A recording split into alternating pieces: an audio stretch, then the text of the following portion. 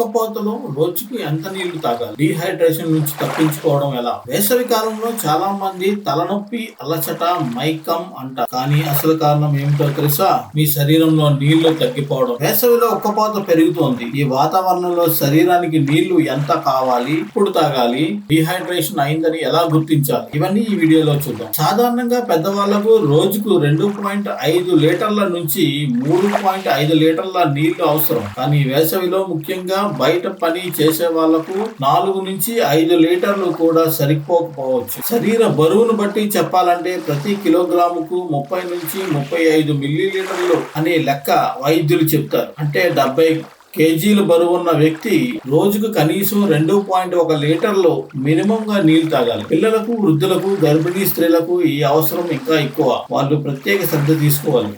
నీళ్లు దాహం వేసినప్పుడు మాత్రమే తాగితే చాలా లేట్ అవుతుంది. దాహం వేయడమే డీహైడ్రేషన్ మొదలైందని సంకేతం. ఉదయం లేవగానే ఒక పెద్ద గ్లాసు నీళ్లు తప్పనిసరి. రాత్రి 7-8 గంటలు నీళ్లు తాగకపోవడం వల్ల శరీరానికి ఆ ఇన్స్టెంట్ హైడ్రేషన్ చాలా అవసరం. భోజనానికి 30 నిమిషాల ముందు నీళ్లు తాగితే జీర్ణక్రియ మెరుగవుతుంది. భోజనం మధ్యలో ఎక్కువగా తాగడం మాత్రం మంచిది కాదు. బయటకు వెళ్లే ముందు, వ్యాయామం చేసే ముందు, వేడి వాతావరణంలో పనిచేసే ముందు నీళ్లు తాగడం మర్చిపోవద్దు. డీహైడ్రేషన్ వస్తుందని చెప్పే మొదటి సంకేతాలు ఇవి. మొదటిది మూత్రం రంగు.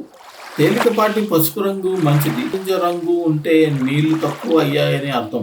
రెండవది పెదాలు, నోరు ఎండిపోవడం. మూడవది తలనొప్పి, అలసట, చికాకు. నాలుగవది కళ్ళు మసగ్గా కనిపించడం లేదా తల తిరగడం. ఇవి కనిపిస్తే వెంటనే నీళ్లు తాగడం మొదలు పెట్టండి. కానీ ఒకేసారి చాలా ఎక్కువగా తాగకండి. మెల్లగా సిప్లుగా తాగడం మంచిది.